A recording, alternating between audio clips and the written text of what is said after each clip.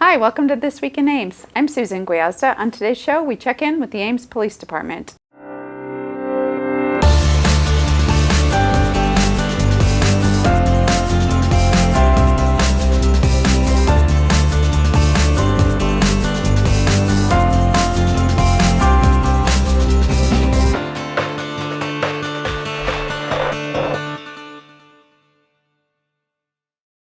My guest today is Ryan Hauge with the Ames Police Department. Ryan, welcome to the show. Hi, glad to be here.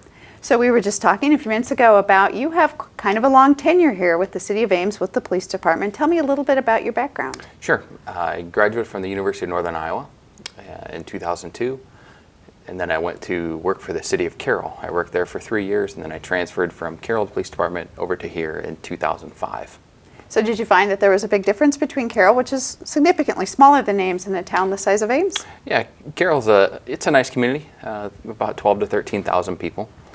When I came over here to Ames, I already had some friends that worked here that I went to the police academy with. So I kind of had a leg up in that opportunity to know some people when I already got here. Working in Ames, we have a big diverse culture here with the university and just with the younger age group of people that we deal with on a daily basis. And we were talking about that, reaching different populations. The police department uses a lot of tools. We were mentioning segways just a few minutes ago. The police department has many tools at its disposal to get out into the community and get to know community members. You actually have done some bike patrolling. We have a bike patrol team, and the bike patrol team has actually been around since the early 90s. Right around 1990, 1991, I believe is when it started. And we are a group of about 14 or 15 officers that we have designated bikes to us, designated uniforms that we have that look a little bit different from our regular patrol uniforms. And we go out and we cycle in the parks, we cycle in the parade, we'll be, when we do football games or VISHA activities, when we had VISHA, we typically will go out in those neighborhoods and do block parties as well. We try to be seen so we can actually make a one-on-one contact with neighbors. So bike patrolling really allows you access in a way that being in a car wouldn't necessarily cause that interaction. Do you find that's something you enjoy? Yeah, it is. It's something that it's totally different from being in a patrol car, where you might have your windows up and you're going at a quicker speed. This gives us the opportunity to slow down, observe what's going on around us, and we can also stop, pull over quickly and talk to somebody. If we start having areas that have been like recently burglarized, we can go out very quickly with somebody that's just walking on the sidewalk if we want to stop and talk to them to see if they've heard something or seen something that would be alarming to them. Do you find you get flagged down on a bike? We do get flagged down quite often. Oftentimes when patrol cars drive by, people really want to stop and say something like, "Hey, stop." Mm-hmm. On a bike, they can easily do that because they know that we're going to be listening for those types of things. So we will oftentimes pull over and go up and just talk to them. So in the patrol car, you have a lot of computer equipment. Obviously, you don't have that on a bike. Do you deal with that a different way? Well, we kind of go back to the old school method where if we do have to run somebody's license or whatnot, we have to do it from our radio instead of doing it from our computer in the patrol car. So it is nice not having those extra distractions like we do in the patrol car. It's just you in the road and the pedestrians and the vehicles that are out there. So you have all the tools that you'd have in your patrol car, you just have them different access to We have them. different access to everything, correct. You said there's multiple people that are doing bike patrolling. How do you get into the bike patrol, and what's the process for that? The process for the bike patrol team, it's really nothing special. First of all, you have to show the sergeant or whoever is in charge of the bike patrol team at that particular time that you would like to be on the team. We usually have openings once a year, once every 2 or 3 years we have an opening or two for the bike patrol team. You basically would just let that supervisor know that you'd be interested in joining the bike team.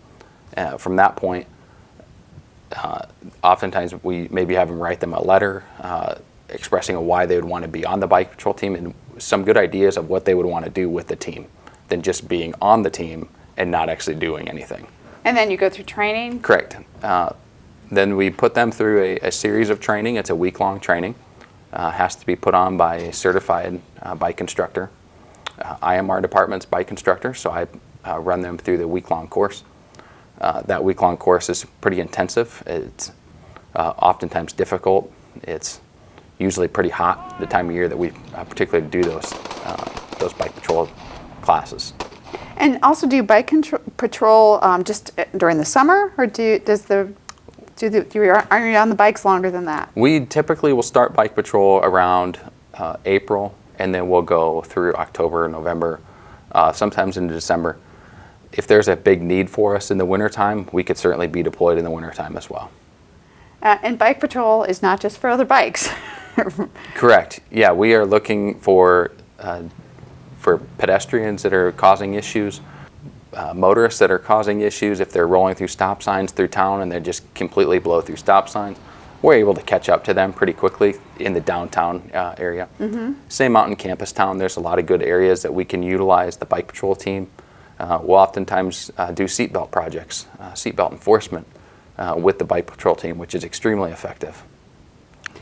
So do you also do outreach to residents about bike safety and bike education, wearing helmets, that kind of thing? Yes, we do. One of the main things that we'll typically do is a bike helmet fitting. We'll go to some of the schools. I know Officer Schieffer did that this year, went and gave some helmets away, and also did some proper fitting of helmets. We don't want the helmet to be too tight. We don't want it to be too loose. We want it to fit nice and snug. And so we'll definitely go out and do those types of things with helmet fitting. Another thing that we do is bike rodeos, and we'll set up cone drills for younger children. Oftentimes we could do them over like the Hobby Lobby parking lot. We've also done one for the Ames Christian School. We've done them for different areas of town. We'll set up a complete course for the kids to go through.